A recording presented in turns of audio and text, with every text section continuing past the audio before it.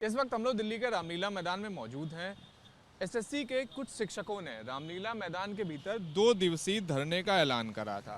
कल इसी रामलीला मैदान में जो सामने आपको उजड़ा हुआ टेंट दिखाई दे रहा है, यहीं पर ही कल शिक्षकों ने प्रदर्शन करा था, जिसके बाद रात में उन्हें हटाने के लिए दिल्ली पुलिस को बल का प्रयोग करने का। अब कहानी ये है इस पूरे मामले में कि इन शिक्षकों को सुबह 10 बजे से शाम 5 बजे तक की धरने की यहाँ पर परमिशन दी गई थी, लेकिन ऐसा बताया जा रहा है कि उस समय को पार करके लगातार शिक्षक यहीं पर ही मौजूद थे और हटने का नाम नहीं ले रहे थे, क्योंकि उन्होंने 2 दिवसीय इस पूरे धरने प्रदर्शन के लेकर आह्वान भी करा था और बच्चों को भी बुलाया था, जिसके बाद बच्चों के ऊपर और शिक्षकों के ऊपर बल का प्रयोग करके उन्हें डिटेन करा गया था। इस वक्त की अगर स्थिति दिखाएं तो आप देख लीजिए कि बिल्कुल रामलीला मैदान बिल्कुल साफ है, ना ही किसी प्रकार का धरना प्रदर्शन हो रहा है। और कल जो टेंट भी यहाँ पर लगा हुआ था, वो टेंट भी आप देख सकते हैं कि किस तरह से तिरपाल वगैरह हटा दिया गया, सिर्फ उस टेंट का लकड़ियों का ढांचा यहाँ पर बना हुआ है। तो ये स्थिति है इस वक्त दिल्ली के रामलीला मैदान की, जहाँ पर 2 दिवसीय जो पूरे एसएससी के खिलाफ धरना प्रदर्शन का एसएससी के शिक्षकों ने ऐलान करा था, कोचिंग संचालकों ने ऐलान करा था, उसके बाद आज रामलीला मैदान बिल्कुल खाली पड़ा हुआ है। रामलीला मैदान में जिस तरह से 2 दिवसीय इस पूरे धरना प्रदर्शन का ऐलान किया गया था, कई सारे बच्चे भी हम लोग के साथ हैं। आज आप लोग इसी के लिए आए थे धरना प्रदर्शन? सर 2 दिन की परमिशन मिली थी, बट कल रात को उस चीज़ को कैंसिल कर दिया गया। यहाँ पे शांतिपूर्वक प्रोटेस्ट कर रहे थे बच्चे, तो जिस तरीके से खदेड़ा है तो वो बिल्कुल, अब क्या बोलें कि एक लोकतांत्रिक देश के अंदर ये सारी कल थे वहाँ पे जब हुआ? नहीं सर, कल हम वहाँ पे नहीं थे, हम कल किसी कारण से नहीं पहुँच पाए थे। आप लोग भी आज ही आके आए? हाँ जी, आज ही आए हैं और हम हिसार से हैं। ये जो एसएससी के एग्ज़ाम्स में जो ये नया वेंडर आया है, इसमें क्या है कि बहुत सारी अनियमितताएं हो रही हैं, जिसमें सबसे गंभीर ये है कि कंप्यूटर का एक्सेस बाहर हो जा रहा है, जिसकी वजह से कोई भी बाहर से पेपर लिख दे रहा है, तो पढ़ने लिखने वाले बच्चों का भविष्य पूरी तरह कॉम्प्रोमाइज़ हो रहा है। उसके बाद क्वेश्चंस की क्वालिटी। इस वक्त हम लोग दिल्ली के रामलीला मैदान के बाहर हैं। कई सारे जो छात्र हैं वो हम लोग के साथ मौजूद हैं। आज आप लोग आए हो, क्या कारण है? पहले तो मतलब ये बताइएगा क्या कारण है? सर एसएससी एग्ज़ाम के अंदर है ना, पिछले कुछ निरंतर लगातार समय से कुछ खामियां चली हुई है, जिनके लिए ना बच्चे आवाज़ उठाने के लिए यहाँ पे हुए थे। सर मतलब जो भी बच्चों के सेंटर 500 किलोमीटर दूर दिए जा रहे हैं, और भी बहुत सारी खामियां हैं। अब आप एक चीज़ बताइए, अगर इस देश के अंदर डिजर्विंग कैंडिडेट की जगह अगर जो बच्चे उस चीज़ के लायक ही नहीं, अगर वो आगे आएंगे, वो सिलेक्ट होंगे, तो आप मुझे बताओ देश किस दिशा के अंदर आगे जा रहा है? हुआ क्या था कल? क्या हुआ था? कल सर यहाँ पे शांतिपूर्वक तरीके से ना बच्चे अपनी बात रखने के लिए इकट्ठा हुए थे। सबसे पहली बात तो सर हमें यही नहीं समझ आ रहा कि हम सिस्टम तक अपनी आवाज़ पहुँचाएँ किस माध्यम से। तो ये एक प्रोटेस्ट का एक जरिया था, उसके ज़रिए हम यहाँ पे इकट्ठे हुए थे और बिल्कुल शांतिपूर्ण ढंग से वो चीज़ें चली हुई थी। तो अचानक से शाम को है ना सर, यहाँ पे कुछ छात्रों को डिटेन कर लिया जाता है, कुछ टीचर्स को भी डिटेन कर लिया जाता है, और कई स्टूडेंट्स के ऊपर है ना लाठियाँ भी चलाई गई है सर, और कई सारे बच्चों को गंभीर चोटें आई है। तो अब ये नहीं समझ आ रहा, तो बच्चे जाएँ तो जाएँ कहाँ जाएँ? आप लोग की मांग क्या है, आप लोग की जो आप इतनी दूर से आए? देखिए सर, हमारी मांग ये है कि मैं खुद एक शिक्षक हूँ, बच्चों को पढ़ाता हूँ। अब एक नई कंपनी ने पेपर कराना शुरू किया जिसका नाम है एडिक्विटी, और इसमें इस बात के बहुत प्रमाणिक सबूत हैं कि कंप्यूटर का एक्सेस बाहर हो जा रहा है, बाहर से कोई भी पेपर कर दे रहा है हैक करके। एक तो ये समस्या सबसे बड़ी है। तो इस कंपनी का इतिहास भी खराब रहा है, तो इस कंपनी को हटा के हम चाहते हैं जैसे पुरानी व्यवस्था थी। हमें नहीं पता, देखिए हम टीचर, हमें नहीं पता कौन सी कंपनी हुआ, लेकिन इससे पहले की व्यवस्था बड़ी अच्छी थी। टीसीएस में ये सब चीज़ें इतनी देखने को नहीं मिलती थी। कुछ समस्याएं होती थी तो वो कुछ हद तक सोल्व भी हो जाती थी, कंप्लेंट करते थे। इस बार तो बच्चों को गदर मच गया है। पेपर के क्वेश्चंस में भी इतना अजीब हो रहा है कि सिलेबस में जो डिस्क्राइब है उससे अलग सब्जेक्ट के क्वेश्चन आ गए। उसके बाद क्वेश्चन मैथ का आ रहा है, ऑप्शन रीजनिंग के आ रहे हैं। तो बहुत सारी व्यवस्थाएं, और सबसे बड़ी व्यवस्था सर ये है कि पेपर सरे आम बिक रहा है, सीट सरे आम बिक रही हैं, और इस चीज़ की गहन जांच की ज़रूरत है। एडिक्विटी को हटा के उसकी जगह एक एप्रोप्रिएट वेंडर लेके आएँ, फेयर एग्जाम सिस्टम हो। बस हमारी टीचर्स की बच्चों के हित में ये मांग है। आज आप लोग आए हो, अभी यहाँ पर जैसे हम लोग आए तो सारे गेट बंद हैं, कैसे? सर जो प्रोटेस्ट की परमिशन थी वो 3 दिन की थी, लेकिन कल दिल्ली पुलिस ने बताया कि भाई शाम को 5 बजे के बाद आप प्रोटेस्ट नहीं कर सकते। तो उसके बाद बच्चे जाने लगे, लेकिन कई बच्चे थे जो अड़ के बैठ गए। तो उसके बाद टीचरों की भी जिम्मेदारी है कि जब तक सारे बच्चे नहीं जाते हैं तब तक वहाँ पर बने रहें। लेकिन इतने में पुलिस की बर्बरता देखने को मिली और बच्चों को उठा के, टीचर को उठा के फेंका गया, टीचर को डिटेन किया गया। आदित्य रंजन सर हैं, उनके साथ बहुत दुर्व्यवहार किया गया। और उसके बाद दिल्ली पुलिस ने ये परमिशन भी कैंसिल कर दी, क्योंकि यदि कल का प्रोटेस्ट शांतिपूर्वक संपूर्ण हो जाता तो आज यहाँ लाखों बच्चे देखने को मिलते। अब बच्चों को ये भी डर रहता है सर कि कहीं जाएं, केस ना हो जाएं, ये ना हो जाए। माँ बाप भी डरते हैं। बेशक देखो, एक तरफ उन्हीं का भविष्य कॉम्प्रोमाइज़ हो रहा है, और इसमें मुझे तो ये नहीं समझ में आता कि सरकार को दिक्कत क्या है। मैं नहीं मान सकता कि हमारे देश के प्राइम मिनिस्टर तक ऐसे करप्शन की बात ना पहुंच रही हो, और वो पहुंच जाए तो वो एक्शन ना ले। ये बात हमारे सबके समझ से बाहर है कि इससे पहले भी तो 7 साल से एग्जाम सिस्टम चल रहा था ना। टीसीएस ले रही थी, ऑनलाइन पेपर हो रहे थे, यही सरकार थी, तब तो टीचरों ने कोई आंदोलन नहीं किया। आज क्यों करना पड़ रहा है? क्योंकि सरेआम सीट बिक रही है। हम ऐसे उदाहरण देख चुके हैं कि हरियाणा के, मैं हरियाणा से हूँ, हरियाणा के गांव-गांव में ऐसे सुनने को मिलता है। अब कोई सबूत तो हमें क्यों देगा कि एक ऐसा बच्चा जिसकी कोई पहुंच नहीं है उस तक भी पेपर बेचने का सिस्टम पहुंच गया है। तो सोच के देखिए कि लगभग 95% सीटें बिक गई हैं।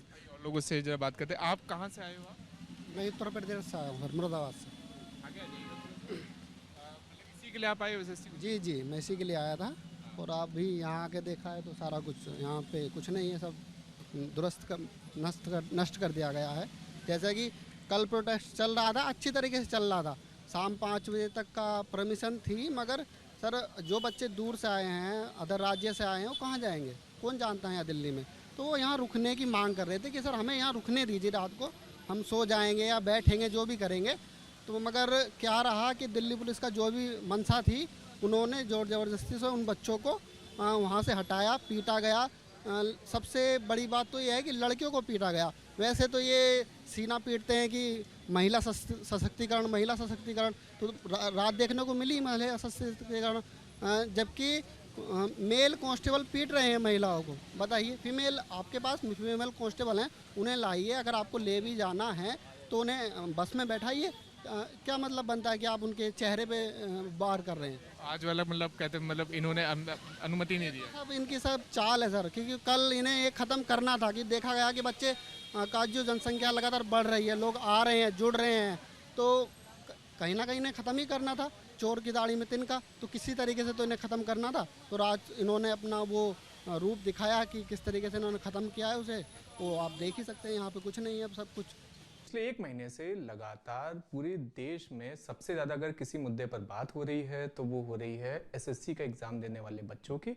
और इस पूरे मुद्दे को लगातार अब तक 2 बार इस पूरे मामले के ऊपर टीचर्स और बच्चे लगातार प्रदर्शन कर चुके हैं। अपनी मांगों को लेकर लगातार वो ज्ञापन दे चुके हैं। अब इस वक्त हमारे साथ आदित्य रंजन जी हैं। सर, बहुत बहुत स्वागत है एबीपी न्यूज़ में आपका। सर, क्या प्रमुख मांगे हैं आप लोगों की? जो पिछली बार जब आप लोगों ने प्रोटेस्ट करा था जंतर मंतर पे, उसके बाद एक पूरी टीम आपकी एसएससी में और उसके अलावा अन्य अधिकारियों के साथ मिलने गई थी, कौन सी ऐसी मांग है जो अभी भी नहीं पूरी हुई है, जिसकी वजह से कल आपको रामलीला मैदान के ऊपर जाना पड़ा और फिर वहाँ पर जो कुछ भी हुआ? देखिए, काफ़ी समय से एसएससी का जो पेपर है वो टीसीएस कंडक्ट करवाती थी, और उसके बाद में जैसे उसका टेन्योर ख़त्म होता है तो नया वेंडर आता है एडिक्विटी सबसे पहला पेपर जो कंडक्ट करवाता है वो सिलेक्शन फेज़ 13 का होता है। दूसरा जो पेपर है वो स्टेनो का होता है। लेकिन दोनों में ख़तरनाक लेवल के प्रॉब्लम्स देखने को मिलते हैं। 500 किलोमीटर दूर सेंटर, सर्वर का इशू आना, सेंटर पर काफ़ी ज़्यादा मिसमैनेजमेंट, सिक्योरिटी स्टाफ का नहीं होना, लोग मोबाइल तक भी सेंटर के अंदर लेके जा पा रहे हैं। इसके अलावा गलत सवाल पूछना, किसी में 4 ऑप्शंस की जगह 3 ऑप्शन देना, हिंदी इंग्लिश में गड़बड़ी, और काफ़ी सारी मतलब प्रॉब्लम्स थी। इसको लेकर के हमने मिनिस्टर साहब से बात भी की, तो उन्होंने कहा स्टेनो में ऐसी प्रॉब्लम नहीं आएगी। बट स्टेनो में फिर से सारी प्रॉब्लम आती है, सेम आती है। रीजनिंग के अंदर में गणित का सवाल पूछ लिया जाता है।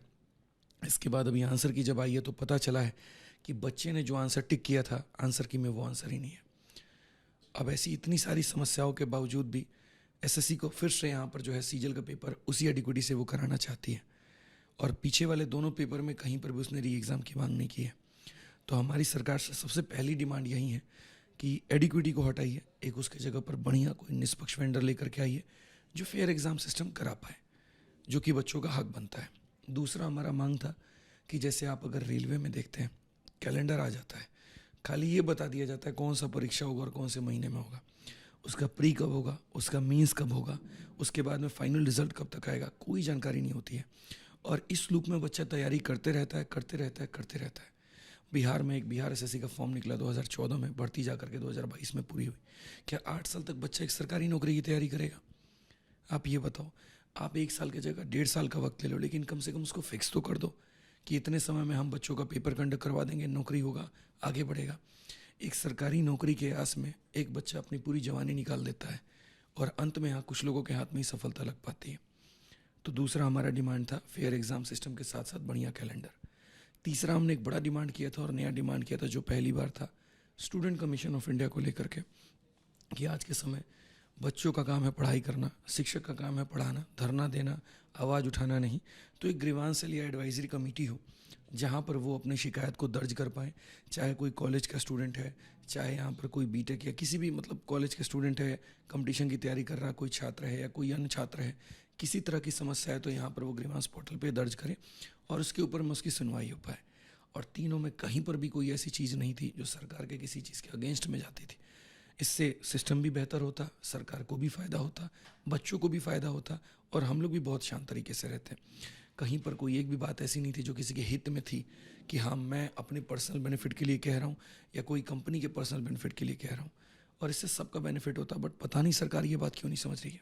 कल सर क्या हुआ था, कल जब आप लोग गए थे तो कई सारी वीडियोस आई आपकी जहाँ पर पुलिस ने बेसिकली लाठीचार्ज करा, डिटेन करा, बल का न प्रयोग करा। असल में क्या हुआ कि 5 बजे तक का परमिशन है, लेकिन जब बाहर से जो बच्चे आए थे, अब उनका ये कहना हम कहाँ जाएं, तो पुलिस वाले कहते जाके होटल ले लो, जाओ जाके रेलवे स्टेशन पे सो जाओ।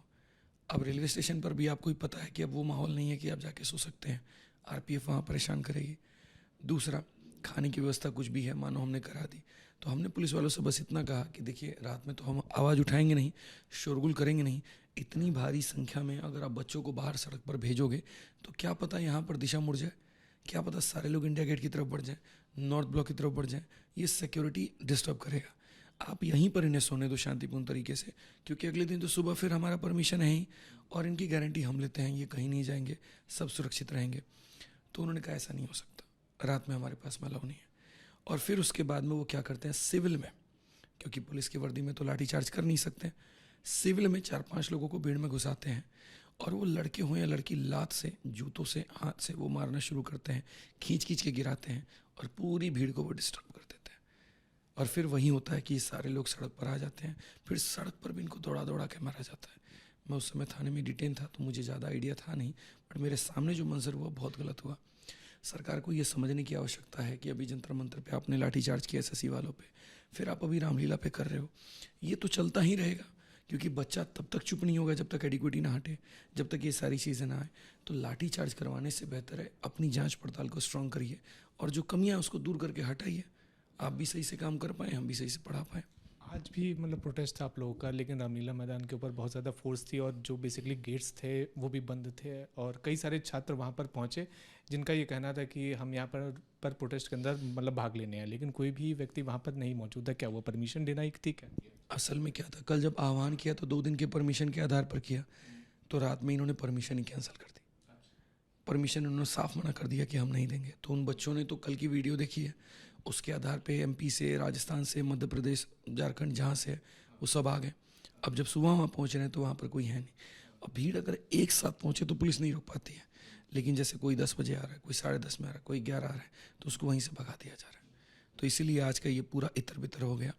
बट कल फिर होगा, बच्चे अपना जो आवाज़ है कल भी, परसों भी, तरसों भी अलग अलग जगह पर अलग अलग तरीके से उठाएंगे, बट ये मुद्दा दबेगा नहीं। अच्छा सर, मेरे मतलब हम लोग ना कुछ दिन पहले एसएससी के जो मतलब चेयरमैन हैं उनके साथ बातचीत हुई, उन्होंने 3-4 चीज़ें उन्होंने अपने बेसिकली क्लैरिफिकेशन दिए या फिर आप कहें तो FAQs उन्होंने दिए।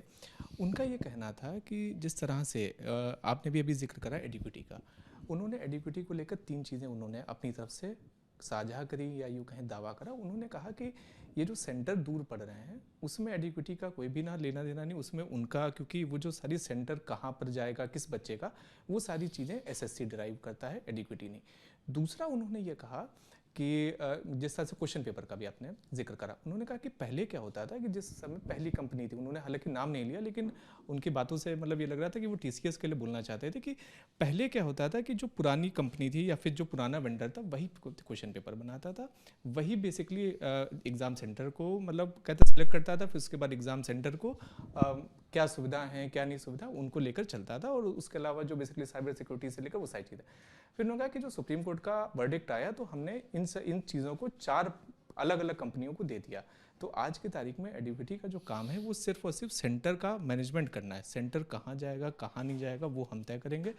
उसके बाद उन्होंने ये कहा कि आप हमें थोड़ा सा बस खाली समय दीजिए, ये जो सेंटर इतनी दूर दूर जा रहा है इसको भी हम ठीक करेंगे, और आने वाले 6 महीने में हम ऐसी व्यवस्था कर देंगे कि जो आपके 3 चॉइसेस हैं उसी में ही जाए या फिर कहते 200 किलोमीटर दूर जाए। इसके ऊपर से क्या? सबसे पहला जैसे उन्होंने ये कहा कि जो पुराना कंपनी यानी TCS था तो चारों चीज़ें उसके पास में ही होती थी। ये SSC ने नहीं कहा, ये बच्चों के सवाल थे। तभी सुप्रीम कोर्ट ने इसके ऊपर में आवेश उठाया कि भैया आप गलत करा रहे हो। SSC फॉर्म भरा करके TCS को दे देती थी और TCS फाइनल रिजल्ट बना के देती थी, तो इसीलिए दीवार के उस पार क्या हो रहा था ये किसी को नहीं पता था। तो हमें भी बड़ा अच्छा लगता था कि TCS बहुत सही है, सारी चीज़ें हैं। बट जब सुप्रीम कोर्ट ने कहा कि चारों चीज़ें आप एक व्यक्ति से नहीं कराइए, तो हमने फिर ये कहना छोड़ दिया कि भैया TCS को लाओ। हमें TCS भी नहीं चाहिए, हमें एडिक्विटी भी नहीं चाहिए, बट एक ऐसा निष्पक्ष वेंडर हो जो बढ़िया से पेपर करा पाए। अब उसके बाद में अब 4 चीज़ें हैं, क्वेश्चन सेट करने वाले अलग हैं, सेंटर वाले अलग हैं, पेपर कंडक्ट करवाने अलग हैं। इस मॉडल पर अगर आप TCS को ला करके रखेंगे तो फिट बैठ सकती है। कोई दूसरी को भी ला करके बैठ सकते हैं जिसका सेंटर मैनेजमेंट बहुत अच्छा है तो फिट बैठ सकती है। दूसरा आपने कहा कि SSC पहले भी सेंटर बुक करती थी, अब भी सेंटर बुक करती थी, तो पहले दिक्कत क्यों नहीं है और अब क्यों आने लगी है? जो काम मैं पहले करता था वही काम मुझे अब भी दिया गया है, तो ये कहीं ना कहीं गलत बात है। कारण है SSC सेंटर बुक नहीं कर रही है। SSC को पता है कि हाँ सेंटर यहाँ बुक हो रहे हैं। बुक करने वाली जो कंपनी है वो SS इंफ्रा, वेंसिस्को, ये सारी कंपनी है जो एडिक्विटी सीधा सीधा इनको हायर करती है। एडिक्विटी टेंडर लेती है, टेंडर लेने के बाद में वो ये सारा काम खुद नहीं करती है, वो अपने नीचे के सबऑर्डिनेट से कराती है और कम रेट पे कराती है, और जिनसे कराती है उनके पास में इतना अच्छा इंफ्रा नहीं है। इस बात को मैंने वीडियो में भी कहा था। SSC डायरेक्टली जा करके नहीं देखती कि वहाँ कितने लोग हैं, सिटिंग कैपेसिटी क्या है क्या नहीं है, इतना उसके पास में टाइम नहीं होता उसके ऑफिसर्स के पास में। तो वो टेंडर एडिक्विटी को देगी, एडिक्विटी SS इंफ्रा, और जैसे वेंसिस्को है, वेंसिस्को को बिहार का मिला हुआ है तो पूरा बिहार में यहाँ पर वही सेंटर दे रहा है, तो सारी उसकी अच्छी चीज़ों की भी जिम्मेदारी उसकी बन जाती है और देन ये स्थिति की भी जिम्मेदारी उसकी बन जाती है। अच्छा सर, जिस तरह से ये पूरा प्रोटेस्ट चल रहा है, जिस तरह से आपने मतलब मांग करी कि सबसे पहले जो बेसिकली वेंडर है यानी एडिक्विटी है उसको हटाया जाए, उसके अलावा जो अन्य जो मतलब परेशानियां हैं उनको हटाई।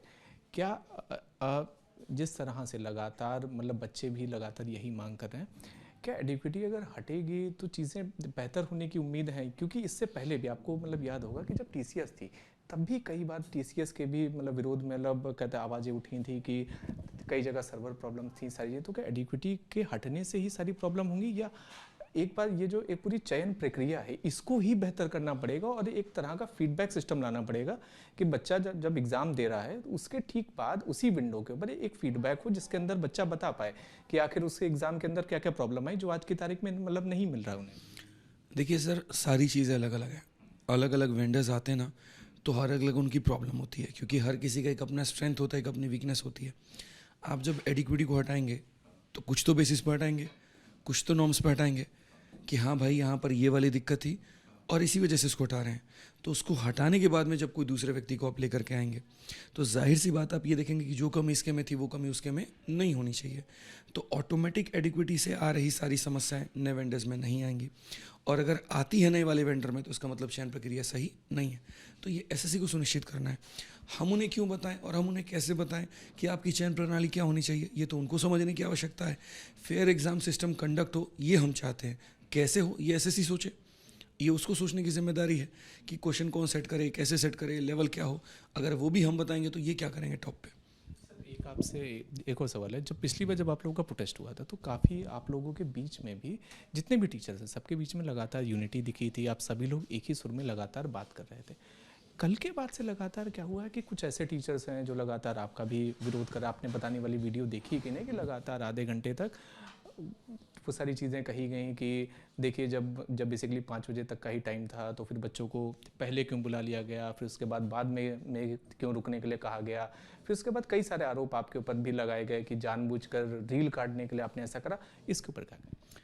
एक शिक्षक ऐसे हैं जिनको लगता है कि वो ऑनलाइन के माध्यम से जंग जीत सकते हैं, उनको लगता है कि उनका चैनल जो है वो विश्व का सबसे बड़ा चैनल है, उनको लगता है कि सारी मीडिया हाउस से बड़ा उन्हीं का चैनल है कि वो मोदी जी को बोलेंगे, ठीक है, और मोदी जी तुरंत फ़ोन करके बोलेंगे जी एकदम सर हम अभी कर देते हैं, 2 मिनट में यहाँ सुधार हो जाएगा।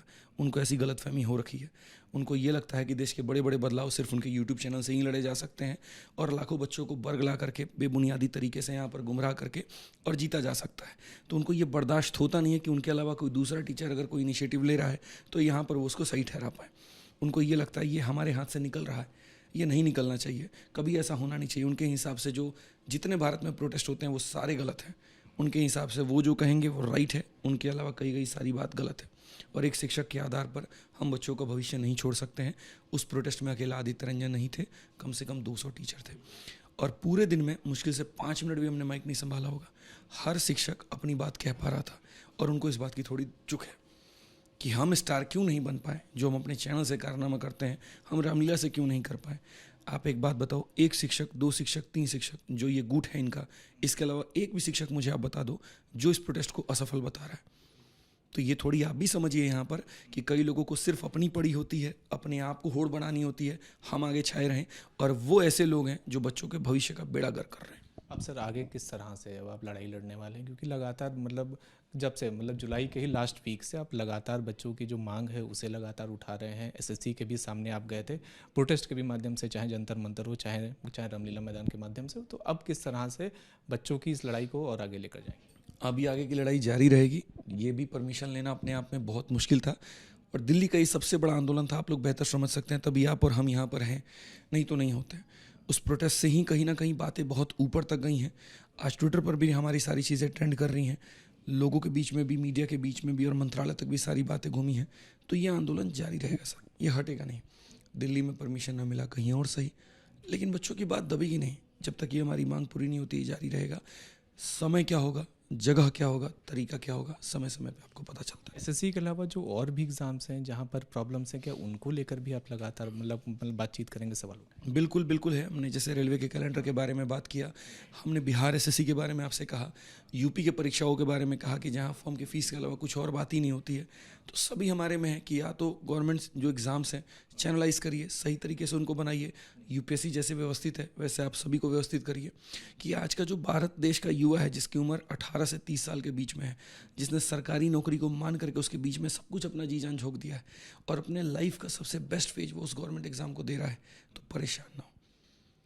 एकदम चटमंगनी पटब्या भी नहीं चाहिए, लेकिन इतना ज़रूर हो कि बहुत वक्त भी ना खींच दो कि बाल ख़त्म हो गए, नौकरी की तैयारी कर रहे हैं।